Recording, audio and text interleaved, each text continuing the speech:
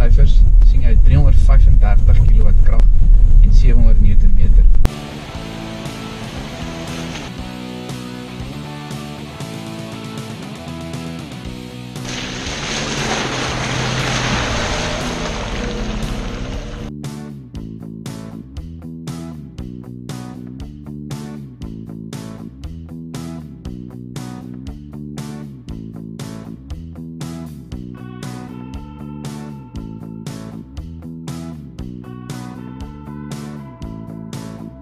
Is nie al nie.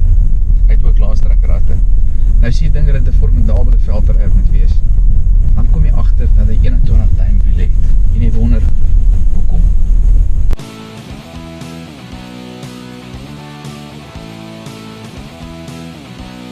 Dit is maar altyd jou probleem met 21 duim bande.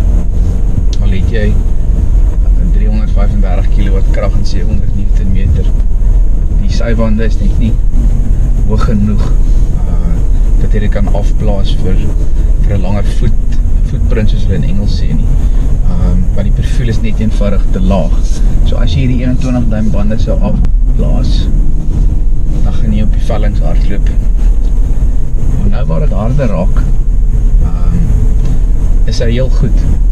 Ons is nou hier oor 'n paar hindernisse en so groot voertuig wat so duur is en 7 mense met gemak kan vervoer.